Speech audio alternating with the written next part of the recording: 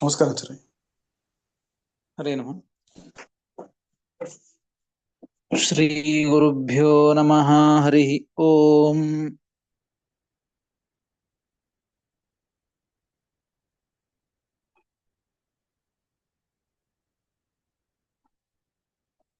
ಹರೇ ನಮಃ. ಶ್ರೀ ಗುರುಭ್ಯೋ ಹರೇ ನಮಃ. ನಮಃ. ಹರೇ ಓಂ. ನಾರಾಯಣಾಯ ಪರಿಪೂರ್ಣ ಗುಣಾರ್ಣವಾಯ ನಾರಾಯಣಾಯ ಪರಿಪೂರ್ಣ ಗುಣಾರ್ಣವಾಯ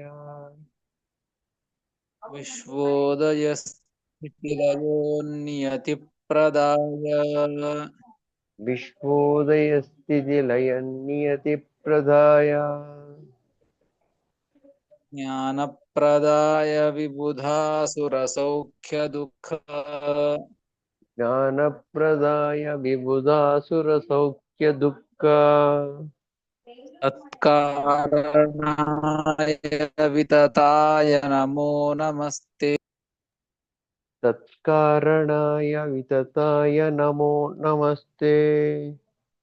ಅಶೇಷ ವಾಗ್ಜಾಡ್ಯಮಲಾಪಹಂತ್ರಿ ಅಶೇಷ ವಾಗ್ಜಾಡ್ಯಮಲಾಪಹಂತ್ರಿ ನವಂ ನವಂ ಸ್ಪಷ್ಟ ಸುವಾಕ್ಪ್ರದಾಯಿನಿ ನವಂ ನವಂ ಸ್ಪಷ್ಟ ಸುವಾಕ್ಪ್ರದಾಯಿನಿ ಮಮೇಹ ಜಿಹ್ವಾಗ್ರ ಸುರಂಗನರ್ತಕೀ ಮಮೇಹ ಜಿಹ್ವಾಗ್ರ ಸುರಂಗನರ್ತಕೀ ಭವಪ್ರಸನ್ನಾ ವದನೆ ಚ ಮೇ ಶ್ರೀಃ ಭವಪ್ರಸನ್ನ ವದನೆ ಚ ಮೇ ಶ್ರೀಃ ಅಭ್ರಮಂ ಭಂಗರಹಿತಂ ಅಜಡಂ ವಿಮಲಂ ಸದಾ ಅಭ್ರಮಂ ಭಂಗರಹಿತಂ ಅಜಡಂ ವಿಮಲಂ ಸದಾ ಆನಂದತೀರ್ಥಮತುಲಂ ಭಜೆ ತಾಪತ್ರಯಾಪಹಂ ಆನಂದತೀರ್ಥಮತುಲಂ ಭಜೆ ತಾಪತ್ರಯಾಪಹಂ ಯಸ್ಯ ವಾಕ್ಕಾಮಧೇನುರ್ನಃ ಕಾಮಿತಾರ್ಥಾನ್ ಪ್ರಯಚ್ಛತಿ ಯಸ್ಯ ವಾಕ್ಕಾಮಧೇನುರ್ನಃ ಕಾಮಿತಾರ್ಥಾನ್ ಪ್ರಯಚ್ಛತಿ ಸೇವೇತಂ ಜಯ ಯೋಗೀಂದ್ರಂ ಕಾಮಬಾಣಚ್ಛಿದಂ ಸದಾ ಸೇವೇತಂ ಜಯ ಯೋಗೀಂದ್ರಂ ಕಾಮಬಾಣಚ್ಛಿದಂ ಸದಾ ಪೂಜ್ಯಾಯ ರಾಘವೇಂದ್ರಾಯ ಸತ್ಯಧರ್ಮರತಾಯ ಚ ಪೂಜ್ಯಾಯ ರಾಘವೇಂದ್ರಾಯ ಸತ್ಯಧರ್ಮರತಾಯ ಚ ಭಜತಾಂ ಕಲ್ಪವೃಕ್ಷಾಯ ನಮತಾಂ ಕಾಮಧೇನವೇ ಭಜತಾಂ ಕಲ್ಪವೃಕ್ಷಾಯ ನಮತಾಂ ಕಾಮಧೇನವೇ ಸತ್ಯಾಭಿಘ್ನಕರಾಬ್ಜೋತ್ಥಾನ್ ಪಂಚಾಶದ್ವರ್ಷಪೂಜಕಾನ್ ಸತ್ಯಾವಿಘ್ನಕರಾಬ್ಜೋತ್ತಾನ್ ಪಂಚಾಶದ್ವರ್ಷಪೂಜಕಾನ್ ಸತ್ಯಪ್ರಮೋದತೀರ್ಥಾರ್ಯಾನ್ ನೌಮಿನ್ಯಾಯಸುಧಾರತಾನ್ ಸತ್ಯಪ್ರಮೋದತೀರ್ಥಾರ್ಯಾನ್ ನೌಮಿ ನ್ಯಾಯಸುಧಾರತಾನ್ ಆಪಾದಮೌಲಿಪರ್ಯಂತಂ ಗುರುಣಾಂ ಆಕೃತಿಂ ಸ್ಮರೇತ್ ಆಪಾದಮೌಲಿಪರ್ಯಂತಂ ಗುರುಣಾಂ ಆಕೃತಿಂ ಸ್ಮರೇತ್ ಯೇನ ವಿಘ್ನಾಃ ಪ್ರಣಶ್ಯಂತಿ ಸಿದ್ಧ್ಯಂತಿ ಚ ಮನೋರಥಾಃ ತೇನ ವಿಘ್ನಾ ಪ್ರಣಶ್ಯಂತಿ ಸಿದ್ಧಿಂಚ ಮನೋರಥಾಃ. ಶ್ರೀ ಗುರುಭ್ಯೋ ನಮಃ. ಹರಿ ಓಂ. ಶ್ರೀ ಗುರುಭ್ಯೋ ನಮಃ. ಹರಿ ಓಂ. ಶ್ರೀಮನ್ಮಹಾಭಾರತ ತಾತ್ಪರ್ಯ ನಿರ್ಣಯದ ಮೊದಲನೇ ಅಧ್ಯಾಯ ಸರ್ವಶಾಸ್ತ್ರ ಅರ್ಥ ನಿರ್ಣಯ. ಎಷ್ಟನೇ ಶ್ಲೋಕ ಆಗ್ಬೇಕಾಗಿತ್ತು ಫಣಿರಾಜ್ ಅವ್ರೆ? ಆಚಾರ್ಯ, ನಮ್ಮ ಇದ್ರಲ್ಲಿ 118ನೇದು 117ನೇದಾಗಬೇಕು. ಯಾಕೆ ಅಂತಂದ್ರೆ ನನ್ಗೆ ನಿಮ್ಗೆ ಒಂದು ಶ್ಲೋಕ ಹೆಚ್ಚು ಕಮ್ಮಿ ಆಗತ್ತೆ ಆಚಾರ್ಯ. 117 ಶ್ಲೋಕ ಶ್ಲೋಕ ಶ್ಲೋಕ 117. ಬ್ರಹ್ಮಾದೀನಾಂ ಚ ಮುಕ್ತಾನಾಂ ತಾರತಮ್ಯೇತು ಕಾರಣಂ ಇದಾಗ್ಬೇಕು. ಸರಿ ನೋಡಿ. ಭಕ್ತೈತಮಸೃಷ್ಟಿ ಗಭ್ಯೇತಿ ಅದಾಗಿತ್ತು ಆಚಾರ್ಯ. ಸರಿ ಸರಿ ಸರಿ ಸರಿ ಮುಂದೆ ನೋಡಿ. ಶ್ರೀಮದ್ ಆಚಾರ್ಯರು ಈ ಭಕ್ತಿಯ ಬಗ್ಗೆ ಭಕ್ತೈವ ತುಷ್ಟಿಮಭ್ಯೇತಿ ವಿಷ್ಣುರ್ನಾನ್ಯೇನ ಕೇನಚಿತ್ ಎಂಬುದಾಗಿ ಹ್ಮ್ ಭಕ್ತಿಯಿಂದಲೇನೆ ಭಗವಂತ ತುಷ್ಟಿಯನ್ನು ಹೊಂತಾನೆ, ಸಂತೋಷಗೊಳ್ತಾನೆ. ಇನ್ಯಾವ ಸಾಧನೆಯಿಂದಲೂ ಕೂಡ ಭಗವಂತ ಪ್ರೀತನಾಗಂಗಿಲ್ಲ. ಅಂತಹ ಭಗವಂತನೇ ಮೋಕ್ಷವನ್ನೂ ಕೊಡ್ತಾನೆ. ಆ ಮೋಕ್ಷವನ್ನ ಹೊಂದಬೇಕಾದರೆ ಅದರೊಳಗೆ ಭಕ್ತಿಯೂ ಕೂಡ ಕಾರಣ. ಮುಖ್ಯವಾಗಿ ಭಗವಂತನೇ ಕಾರಣ, ಅದರ ಜೊತೆಗೆ ಭಕ್ತಿಯೂ ಕೂಡ ಒಂದು ಕಾರಣ ಅಂತ ಆ ಹಿಂದಿನ ಶ್ಲೋಕದಲ್ಲಿ ಶ್ರೀಮದ್ ಆಚಾರ್ಯರು ತಿಳಿಸಿಕೊಟ್ರು. ಮತ್ತೆ ಮುಂದಿನ ಶ್ಲೋಕದಲ್ಲಿ ಈ ಭಕ್ತಿಗೆ ಸಂಬಂಧಪಟ್ಟಂತಹ ಮತ್ತೊಂದು ವಿಚಾರವನ್ನ ತಿಳಿಸಿಕೊಡ್ತಾ ಇದ್ದಾರೆ. ಅವತಾರಿಕೆಯನ್ನು ಕೊಡ್ತಾರೆ. ತಾರತಮ್ಯೇಚ ಸೈವ ಪ್ರಯೋಜಿಕ ಇತ್ಯಾಹ. ತಾರತಮ್ಯದೊಳಗೆ ಬ್ರಹ್ಮದೇವರು ಉತ್ತಮರು, ಅವರಿಗಿಂತ ಚಿಕ್ಕವರು ರುದ್ರದೇವರು, ಅವರಿಗಿಂತ ಚಿಕ್ಕವರು ಇಂದ್ರದೇವರು, ಹೀಗೆ ತಾರತಮ್ಯವನ್ನ ಏನು ಹೇಳ್ತಾರೋ, ಏನಿದೆಯಲ್ಲ ತಾರತಮ್ಯ, ಈ ತಾರತಮ್ಯ ಇರಬೇಕಾದರೂ ಕೂಡ, ಅಥವಾ ಮೋಕ್ಷ ಆದ ಮೇಲೆಯೂ ಕೂಡ, ಮೋಕ್ಷಕ್ಕೆ ಹೋದ ಮೇಲೆಯೂ ಕೂಡ ತಾರತಮ್ಯ ಇದ್ದದ್ದೇ. ಮೋಕ್ಷದಲ್ಲಿ ತಾರತಮ್ಯ ಇಲ್ಲ, ಎಲ್ಲರೂ ಸಮಾನ ಅಂತ ಹಾಗೇನಿಲ್ಲ. ಅಲ್ಲಿ ಯಾರು ಮೊದಲಿಗೆ ಯಾರು ಸಂಸಾರಾವಸ್ಥೆಯಲ್ಲಿದ್ದಾಗ ಯಾವ ದೇವತೆಗಳು ಉತ್ತಮರಾಗಿ ಇದ್ರು, ಯಾವ ದೇವತೆಗಳು ಅಧಮರಾಗಿದ್ರು, ಯಾರು ಮಧ್ಯಮರಾಗಿದ್ರು, ಮೋಕ್ಷಕ್ಕೆ ಹೋದ ಮೇಲೆಯೂ ಕೂಡ ತಾರತಮ್ಯ ಇದ್ದದ್ದೇ. ಹಾಗಾದರೆ ಇಲ್ಲಿ ಈ ತಾರತಮ್ಯವನ್ನು ಹೇಳಬೇಕಾದ್ರೆ ಇದಕ್ಕೆ ಪ್ರಯೋಜಕ ಯಾವುದು ಅಂತಂದ್ರೆ ಶೈವ ಪ್ರಯೋಜಿಕ ಇತ್ಯಾಹ. ಭಕ್ತಿನೇ ಪ್ರಯೋಜಕ ಇದಕ್ಕೆ. ತಾರತಮ್ಯದಲ್ಲಿ ಬ್ರಹ್ಮದೇವರು ಉತ್ತಮರು ಎಲ್ಲರಿಗಿಂತಲೂ ಅಂತ ತಾರತಮ್ಯದಲ್ಲಿ ಅವರಿಗೆ ಉತ್ತಮತ್ವವನ್ನ ಹೇಳಬೇಕಾದರೆ ಇದಕ್ಕೆ ಭಕ್ತಿನೇ ಪ್ರಯೋಜಕ. ಯಾಕೆ ಅಂತಂದ್ರೆ ಅವರು ಅಷ್ಟು ಜಾಸ್ತಿ ಭಕ್ತಿ ಮಾಡ್ತಾರೆ ಅಂತ ಅರ್ಥ ಬ್ರಹ್ಮದೇವರು. ಅದಕ್ಕಾಗಿ ಈ ಭಕ್ತಿ ಎಂಬುದು ತಾರತಮ್ಯಕ್ಕೂ ಪ್ರಯೋಜಕವಾಗಿದೆ ಎಂಬುದನ್ನ ಈ 117ನೆಯ ಶ್ಲೋಕದಲ್ಲಿ ತಿಳಿಸಿಕೊಡ್ತಾರೆ. ಬ್ರಹ್ಮಾದೀನಾಂ ಚ ಮುಕ್ತಾನಾಂ ಬ್ರಹ್ಮಾದೀನಾಂ ಚ ಮುಕ್ತಾನಾಂ ತಾರತಮ್ಯೇತು ಕಾರಣಂ ತಾರತಮ್ಯೇತು ಕಾರಣಂ ತಾರತಮ್ಯ ಸ್ಥಿತಾನಾದಿ ತಾರತಮ್ಯ ಸ್ಥಿತಾನಾದಿ ನಿತ್ಯಾ ಭಕ್ತಿರ್ನ ಚೇತರತ್ ನಿತ್ಯಾ ಭಕ್ತಿರ್ನ ಚೇತರಾತ್. ನ ಚೇತರತ್. ಇಲ್ಲಿ ಚೇತರಾತ್ ಅಂತ ಇದೆ ಆಚಾರ್ಯ. ತಪ್ಪು ಇತರ ಚೇತರತ್ ಅಂತ. ಆಯ್ತು. ನಿತ್ಯಾ ನಿತ್ಯಾ ಭಕ್ತಿರ್ನ ಚೇತರತ್. ಬ್ರಹ್ಮಾದೀನಾಂ ಚ ಮುಕ್ತಾನಾಂ ತಾರತಮ್ಯೇತು ಕಾರಣಂ ತಾರತಮ್ಯ ಸ್ಥಾನಾದಿ ನಿತ್ಯಾ ಭಕ್ತಿರ್ನ ಚೇತರತ್ ಎಂಬುದಾಗಿ 117ನೆಯ ಶ್ಲೋಕ. ಪದವಿಭಾಗ. ಬ್ರಹ್ಮಾದೀನಾಂ ಚ ಮುಕ್ತಾನಾಂ ತಾರತಮ್ಯೇ ತು ಕಾರಣಂ ತಾರತಮ್ಯ ಸ್ಥಿತ ಅನಾದಿನಿತ್ಯ. ಅಲ್ಲಿ ಬಿಡಿಸ್ಕೊಳ್ಬೇಕು. ಭಕ್ತಿ ನ ಚ ಇತರತ್ ಎಂಬುದಾಗಿ ಪದವಿಭಾಗ. ಬ್ರಹ್ಮಾದೀನಾಂ ಚ ಮುಕ್ತಾನಾಂ. ಬ್ರಹ್ಮದೇವರೇ ಮೊದಲಾದಂತಹ ಮುಕ್ತರು ಏನಿದ್ದಾರೋ ಅವರಿಗೆ ತಾರತಮ್ಯೇತು ಕಾರಣಂ. ಅವರಲ್ಲಿ ತಾರತಮ್ಯ ಇದೆ ನೋಡಿ. ಬ್ರಹ್ಮದೇವರು ಮುಕ್ತರಾಗಿದ್ದಾರೆ, ಹಿಂದಿನ ಬ್ರಹ್ಮದೇವರು ಅಂತ ಅರ್ಥ. ಹಿಂದಿನ ರುದ್ರದೇವರು ಮುಕ್ತರಾಗಿದ್ದಾರೆ ಅಂತ ತಿಳಿದುಕೊಳ್ಳಿ. ಹೀಗೆ ಎಲ್ಲ ದೇವತೆಗಳು ಒಂದೊಂದು ಎಲ್ಲ ತರಹದ ದೇವತೆಗಳು ಕೂಡ ಮುಕ್ತರಾಗಿ ಹೀಗೆ ಅನಂತ ದೇವತೆಗಳು ಕಳೆದು ಹೋಗಿದ್ದಾರೆ. ಅವರೆಲ್ಲರೂ ಕೂಡ ಮೋಕ್ಷದಲ್ಲಿ ಇದ್ದಾರೆ ಅಂದ್ರೆ ಅವರು ಉತ್ತಮರಾಗಿ ಇದ್ದಾರೆ. ಅವರ ತಾರತಮ್ಯಕ್ಕೆ ಅನುಗುಣವಾಗಿ ಉತ್ತಮರಾಗಿ ಇದ್ದಾರೆ. ಇದಕ್ಕೆ ಕಾರಣ ಇದೇ ಭಕ್ತಿ. ಯಾರು ಜಾಸ್ತಿ ಭಕ್ತಿಯನ್ನು ಮಾಡ್ತಾರೆ ಅವರು ಉತ್ತಮರಾಗಿ ಇರ್ತಾರೆ ಅಂತ ಅರ್ಥ. ಬ್ರಹ್ಮಾದೀನಾಂ ಚ ಮುಕ್ತಾನಾಂ. ಬ್ರಹ್ಮಾದಿ ಎಲ್ಲ ಮುಕ್ತರಿಗೆ ತಾರತಮ್ಯೇತು ಕಾರಣಂ. ತಾರತಮ್ಯದ ವಿಷಯದೊಳಗೆ ಯಾವುದು ಕಾರಣ? ಕಾರಣಂ ಭಕ್ತಿ ಅಂತ ಅರ್ಥ. ಭಕ್ತಿನೇ ಕಾರಣ. ಈ ತಾರತಮ್ಯ ಇದು ಏನಿದೆಯಲ್ಲ ಇದು ಯಾವಾಗೋ ಬಂದದ್ದು ಅಂತ ಸರ್ವಥ ಅಲ್ಲ. ತಾರತಮ್ಯ ಸ್ಥಿತಾನಾದಿ ನಿತ್ಯ. ಈ ತಾರತಮ್ಯದಲ್ಲಿರ್ತಕ್ಕಂತಹ ಏನ್ ತಾರತಮ್ಯ ಇದೆಯಲ್ಲ, ಇದು ಅನಾದಿ ನಿತ್ಯವಾದದ್ದು. ಅನಾದಿ ಕಾಲದಿಂದ ಅನಂತ ಕಾಲದವರೆಗೆ ಇರುವಂತಹದ್ದು ಇದು ತಾರತಮ್ಯ. ಯಾರು ಉತ್ತಮರು ಸಂಸಾರದಲ್ಲಿ, ಮೋಕ್ಷದಲ್ಲಿ ಅವರು ಉತ್ತಮರೇ, ಅವರಿಗಿಂತ ಯಾರು ಕಡಿಮೆ ಇದ್ದವರು ಮೋಕ್ಷದಲ್ಲಿ ಅವರು ಕಡಿಮೆನೆ. ಹೀಗೆ ದೇವತೆಗಳಲ್ಲಿ ಮಾತ್ರ, ಮನುಷ್ಯರಲ್ಲಿ ಅಲ್ಲ. ಹೀಗಾಗಿ ಆ ಅನಾದಿ ನಿತ್ಯ, ಈ ಅನಾದಿ ನಿತ್ಯವಾದಂತಹದ್ದು.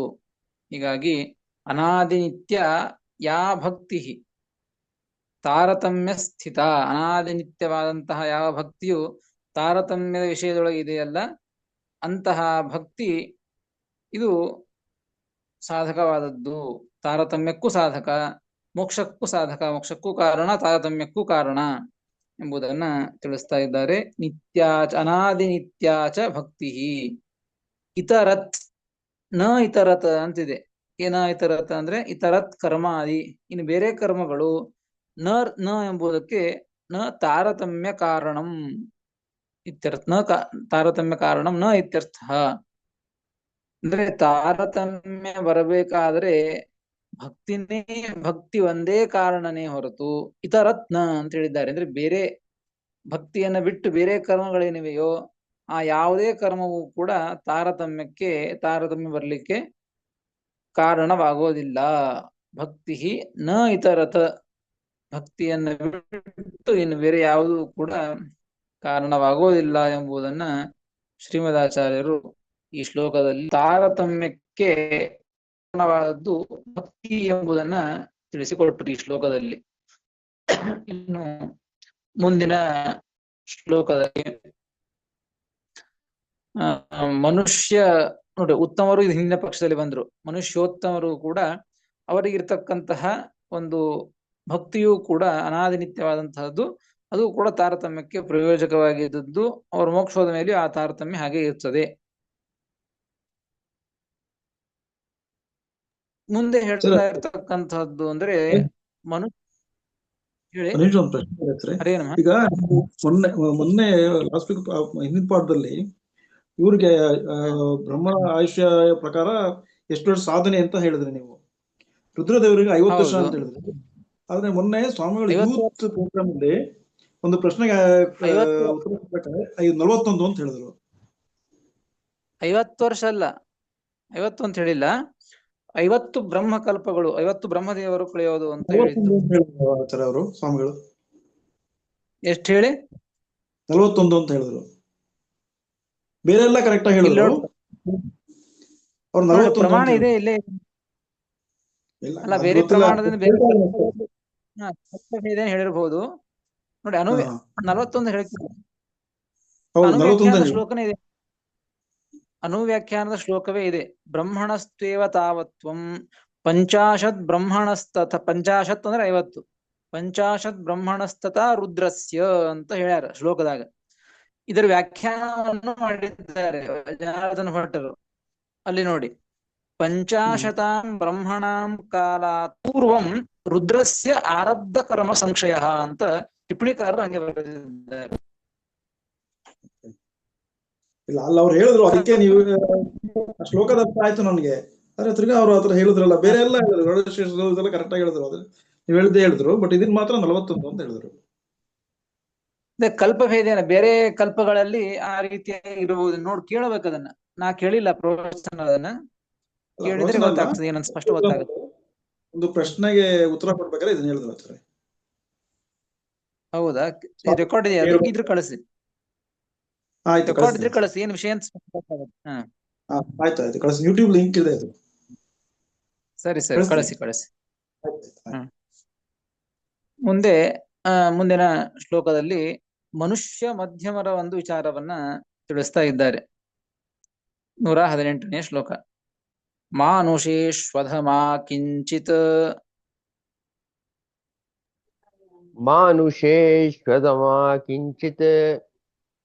ದ್ವೇಷಯುಕ್ತಾ ಸದಾಹರೌ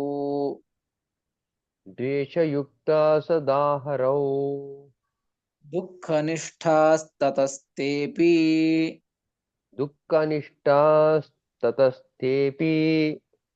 ನಿತ್ಯಮೇವ ನ ಸಂಶಯಃ ನಿತ್ಯಮೇವ ನ ಸಂಶಯಃ ಮಾನುಷೇಷ್ವಧಮಾ ಕಿಂಚಿದ್ ದ್ವೇಷಯುಕ್ತಾಃ ಸದಾ ಹರೌ ದುಃಖನಿಷ್ಠಾಸ್ತತಸ್ತೇಪಿ ನಿತ್ಯಮೇವ ನ ಸಂಶಯಃ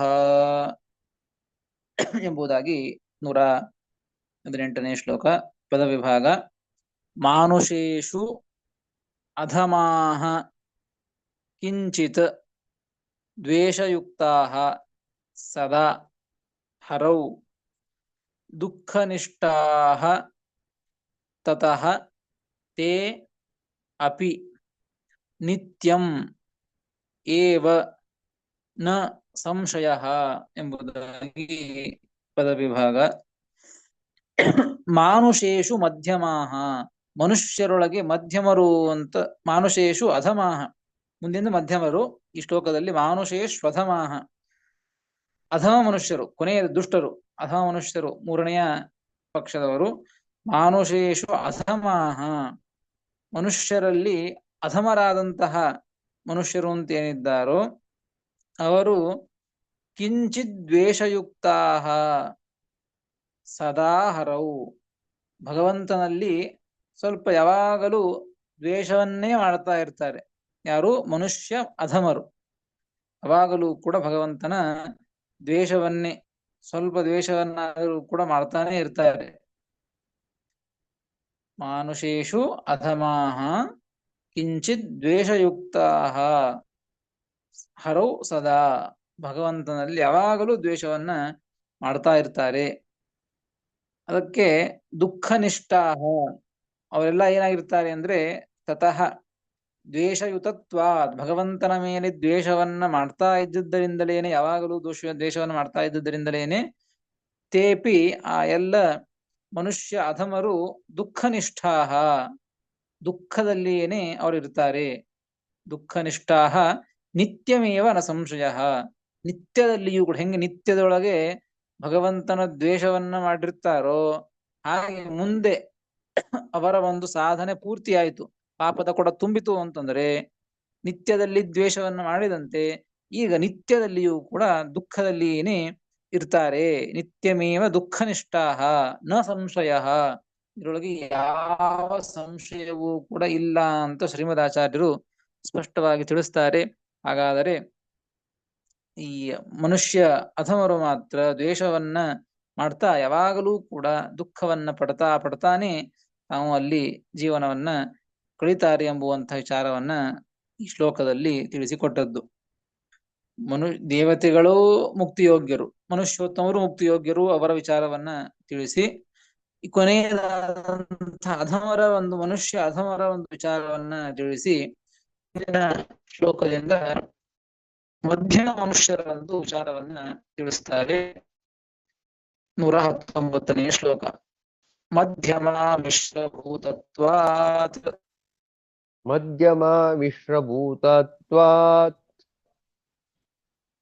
ನಿತ್ಯಂ ಮಿಶ್ರಫಲಾ ಸ್ಮೃತಾಃ, ನಿತ್ಯಂ ಮಿಶ್ರಫಲಾಸ್ಪೃತಾಃ ಕಿಂಚಿತ್ ಭಕ್ತಿಯುತಾ ನಿತ್ಯಂ, ಕಿಂಚಿತ್ ಭಕ್ತಿಯುತಾ ನಿತ್ಯಂ ಉತ್ತಮಾಸ್ತೇನ ಮೋಕ್ಷಿಣಃ, ಉತ್ತಮಾಸ್ತೇನ ಮೋಕ್ಷಿಣಃ.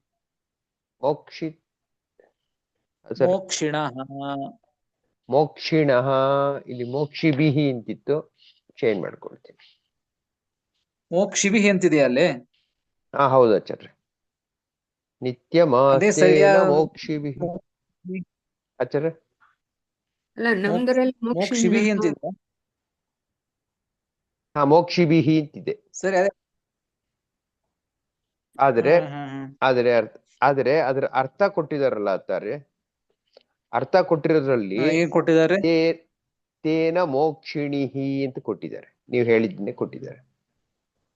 ಹಾಗಾಗಿ ಬದಲಾಯಿಸ್ಕೊಳ್ಳೋಣ. ಮೋಕ್ಷಿಣಿ ಇಲ್ಲ, ಮೋಕ್ಷಿಣ ಅಂತಿದೆ. ಎಲ್ಲ ಇಲ್ಲಿ ಮೋಕ್ಷಿಣಿ ಬೇಡ, ಮೋಕ್ಷಿಣ. ಮೋಕ್ಷಿಣನೇ ಮಾಡ್ಕೊಂಡು ಮೋಕ್ಷಿಣ ಮಾಡ್ಕೊಳ್ಳಿ. ಮಧ್ಯಮಾ ಮಿಶ್ರಭೂತತ್ವಾತ್ ನಿತ್ಯಂ ಮಿಶ್ರಫಲಾ ಸ್ಮೃತಾಃ ಭಕ್ತಿಯುತಾ ನಿತ್ಯಂ ಉತ್ತಮಾಸ್ತೇನ ಮೋಕ್ಷಿಣಃ ಎಂಬುದಾಗಿ 119ನೆಯ ಶ್ಲೋಕ ಪದವಿಭಾಗ. ಮಧ್ಯಮಾಃ ಮಿಶ್ರಭೂತತ್ವಾತ್ ನಿತ್ಯಂ ಮಿಶ್ರಫಲಾಃ ಸ್ಮೃತಾಃ ಕಿಂಚಿತ್ ಭಕ್ತಿಯುತಾಃ ನಿತ್ಯಂ ಉತ್ತಮಾಃ ತೇನ ಮೋಕ್ಷಿಣಃ ಎಂಬುದಾಗಿ ಈ ಶ್ಲೋಕದ ಪದಚ್ಛೇದ. ಮೊದಲಿಗೆ ದೇವತೆಗಳನ್ನ ಹೇಳಿ ಮುಗಿಸಿ ಆಯ್ತು. ತದನಂತರ ಮನುಷ್ಯ ಅಧಮರ ವಿಚಾರವನ್ನು ತಿಳಿಸಿದರು. ಈಗ ಮನುಷ್ಯ ಮಧ್ಯಮರ ವಿಚಾರವನ್ನ ತಿಳಿಸಿ ಸ್ವಲ್ಪ ಕೊನೆಯ ಪಾದದಲ್ಲಿ ಮನುಷ್ಯೋತ್ತಮರನ್ನು ಕೂಡ ಮತ್ತೆ ತಿಳಿಸ್ತಾರೆ. ಮಧ್ಯಮರು ಏನು ಮಾಡ್ತಾರೆ ಅಂತಂದ್ರೆ ಮಧ್ಯಮ ಮಿಶ್ರಭೂತತ್ವಾತ್, ಮನುಷ್ಯ ಮಧ್ಯಮರು ಅಂತ ಅರ್ಥ. ಮಧ್ಯಮ ಅಂದ್ರೆ ಮಿಶ್ರಭೂತತ್ವಾತ್ ವಿಷ್ಣೋ ಉತ್ಕರ್ಷೆ ಸಂದೇಹವತ್ವಾತ್ ಸಂದೇಹಸ್ಯ ಕೋಟಿದ್ವಯವತ್ವೇನ ಮಿಶ್ರತ್ವಂ. ನೋಡ್ರಿ, ಮಧ್ಯಮರು ಮಿಶ್ರಭೂತರು ಅಂತ ಹೇಳ್ತಾ ಇದ್ದಾರೆ. ಏನ್ ಮಿಶ್ರಭೂತರು? ಮಿಶ್ರಭೂತರು ಅಂದ್ರೆ ಮಿಕ್ಸ್ ಆದವರು ಅಂತ ಅರ್ಥ. ಅನೇಕರಿಂದ ಕೂಡಿಕೊಂಡವರು, ಮಿಕ್ಸ್ ಆದಂತವರು ಅಂತ ಅರ್ಥ. ಎದರಿಂದ ಮಿಕ್ಸ್ ಆಗಿದ್ದಾರೆ ಅಂದ್ರೆ ಎದರಿಂದ ಸೇರಿದ್ದಾರೆ, ಮಿಶ್ರ ಆಗಿದ್ದಾರೆ ಅಂತಂದ್ರೆ ವಿಷ್ಣು ಉತ್ಕರ್ಷೆ ಸಂದೇಹವತ್ವಾತ್. ಆ ಮನುಷ್ಯ ಮಧ್ಯಮರಿಗೆ ವಿಷ್ಣು ಸರ್ವೋತ್ತಮತ್ವ ವಿಷಯದೊಳಗೆ ನಿಶ್ಚಯಾತ್ಮಕವಾದಂತಹ ಜ್ಞಾನ ಇಲ್ಲ, ಸಂದೇಹ ಇದೆ. ಸಂದೇಹ ಅಂದ ಮೇಲೆ ಸಂದೇಹ ಯಾವಾಗ ಬರ್ತದೆ? ಆ ಸಂದೇಹಕ್ಕೆ 2 ಕೋಟಿಗಳು ಅಂತ ಹೇಳ್ತಾರೆ. ಇದೋ ಅದೋ ಅಂತ ಸಂದೇಹ ಬರ್ತದೆ ನಮಗೆ. ಯಾವುದೋ ಒಂದು ಕತ್ತಲಲ್ಲಿ ಹಗ್ಗವನ್ನ ನೋಡ್ತಾ ಇದ್ದೇವೆ, ಹಗ್ಗವನ್ನು ನೋಡಿ ಹತ್ತಿರದಲ್ಲಿ ಹೋಗಿಲ್ಲ, ಹಗ್ಗವೋ ಹಾವೋ ಅಂತ ಸಂದೇಹ ಬರ್ತದೆ.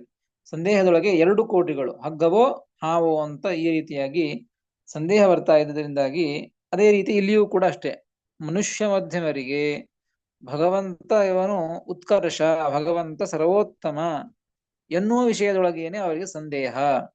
ಹೀಗಾಗಿ ಸಂದೇಹ ಇರ್ತಾ ಇದ್ದರಿಂದಾಗಿ ಇದು ಮಿಶ್ರತ್ವವನ್ನು ಹೇಳ್ತಾ ಇದ್ದದ್ದು. ಮಧ್ಯಮ ಮಿಶ್ರಭೂತತ್ವಾತ್, 2 ಕೋಟಿಗಳಿಂದ ಭಗವಂತ ಉತ್ತಮನೋ ಅಲ್ಲವೋ ಅಂತ ಈ ಒಂದು ಸಂದೇಹದಿಂದ ಮಿಶ್ರವಾದಂತಹ ಮಿಶ್ರಭೂತತ್ವಾತ್, ಮಿಶ್ರ ಆದ್ದರಿಂದ ನಿತ್ಯಂ ಮಿಶ್ರಫಲಾಹ ಸ್ಮೃತಾಹ.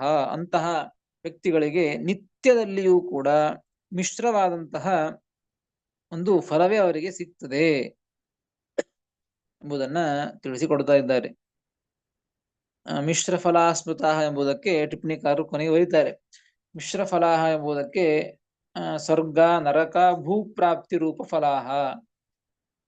ಮಿಶ್ರೇ ಮಿಶ್ರ, ಈ ಕಡೆ ಸಂಪೂರ್ಣ ಸುಖ ಅಂತಂದ್ರೆ ಮೋಕ್ಷ, ಆ ಮೋಕ್ಷವೂ ಇಲ್ಲ. ಈ ಕಡೆ ಸಂಪೂರ್ಣ ದುಃಖಮಯವಾದಂತಹದ್ದು ಅನ್ನಂತಮಸ್ಸು ಅದೂ ಇಲ್ಲ. ಮಧ್ಯದಲ್ಲಿ ಮಿಶ್ರ ಅಂದ್ರೆ ಸುಖ ದುಃಖಗಳಿಂದ ಮಿಶ್ರರು. ಅವು ಸುಖ ದುಃಖಗಳೆಲ್ಲ ಸಿಗ್ತವೆ ಅಂತಂದ್ರೆ ಸ್ವರ್ಗ ನರಕ ಭೂ ಪ್ರಾಪ್ತಿ, ಸ್ವರ್ಗ ನರಕ ಭೂಮಿ ಇವುಗಳ ಪ್ರಾಪ್ತಿ ಏನೆಲ್ಲ ಇದೇ ಮಿಶ್ರಭೂತವಾದದ್ದು, ಇದೇ ಒಂದು ಫಲ ಅವರಿಗೆ. ಮಧ್ಯಮ ಮಿಶ್ರಭೂತತ್ವ ನಿತ್ಯಂ ಮಿಶ್ರಫಲ ಸ್ಮೃತಾಃ. ಯಾಕೆ ಅಂತಂದ್ರೆ ಕಿಂಚಿತ್ ಭಕ್ತಿಯುತಾಃ, ಸ್ವಲ್ಪ ಭಕ್ತಿಯಿಂದ ಕೂಡಿದವರಾಗಿರ್ತಾರೆ. ಯಾರು? ಮನುಷ್ಯ ಮಧ್ಯಮರು. ಆದರೆ ಹಿಂದಿನ ಹಾಗಿದ್ದಿಲ್ಲ, ಮನುಷ್ಯ ಮಾತ್ರ ದ್ವೇಷದಿಂದ ಕೂಡಿದವರು, ದ್ವೇಷಯುಕ್ತ. ಇವರು ಕಿಂಚಿತ್ ಭಕ್ತಿಯುಕ್ತ, ಸ್ವಲ್ಪ ಭಕ್ತಿಯಿಂದ ಕೂಡಿದವರಾಗಿದ್ದಾರೆ ನಿತ್ಯದಲ್ಲಿಯೂ ಕೂಡ. ಅದಕ್ಕಾಗಿ ಅವರಿಗೆ ಮಿಶ್ರಭೂತವಾದಂತಹ ಫಲವೇ ಅವರಿಗೆ ಸಿಗ್ತದೆ. ಇನ್ನು ಉತ್ತಮ ತೇನ ಮೋಕ್ಷಿಣ, ಉತ್ತಮ ಮೋಕ್ಷಿಣ ಅಂತ ಅರ್ಥ. ಉತ್ತಮರಾದಂತಹ ಅಂದ್ರೆ ಉತ್ತಮರಾದವರೇ ಮೋಕ್ಷ ಯೋಗ್ಯರು. ಉತ್ತಮರಾದಂತಹ ಮೋಕ್ಷ ಯೋಗ್ಯ ಜೀವರು ಏನಿದ್ದಾರೋ ಅವರು ನಿತ್ಯಂ, ನಿತ್ಯದಲ್ಲಿಯೂ ಕೂಡ ಭಕ್ತಿಯುತ, ನಿತ್ಯದಲ್ಲಿಯೂ ಕೂಡ ಅವ್ರೇನಾಗಿರ್ತಾರೆ ಅಂದ್ರೆ ಭಕ್ತಿಯಿಂದ ಕೂಡಿರ್ತಾರೆ. ಕಿಂಚಿತ್ ಭಕ್ತಿ ಅಲ್ಲ, ಬಹಳ ಭಕ್ತಿಯಿಂದ ಕೂಡಿರ್ತಾರೆ, ನಿತ್ಯದಲ್ಲಿಯೂ ಕೂಡಿರ್ತಾರೆ. ತೇನ ಆ ಕಾರಣದಿಂದಾಗಿ ಮೋಕ್ಷಣಃ ಅವರು ನಿತ್ಯದಲ್ಲಿಯೂ ಭಕ್ತಿ ಉಳ್ಳವರಾಗಿರ್ತಾರಲ್ಲ, ನಿತ್ಯದಲ್ಲಿಯೂ ಭಕ್ತಿ ಉಳ್ಳವರಾದ್ದರಿಂದಲೇನೆ ತೇ ಮೋಕ್ಷಣಃ ಅವರು ಮೋಕ್ಷ ಯೋಗ್ಯ ಜೀವರು ಅಂತ ತಿಳಿದುಕೊಳ್ಳಬೇಕು ಎಂಬುದನ್ನ ತಿಳಿಸಿಕೊಡ್ತಾ ಇದ್ದಾರೆ. ನಿತ್ಯಂ ಭಕ್ತಿಯುಕ್ತಾಹ ತೇನ ಮೋಕ್ಷಣಃ, ನಿತ್ಯದಲ್ಲಿಯೂ ಭಕ್ತಿಯುತರಾದ್ದರಿಂದ ತೇನ ಎಂಬುದಕ್ಕೆ ತೇನ ಕಾರಣೇನ ಅಂತ ಅರ್ಥ.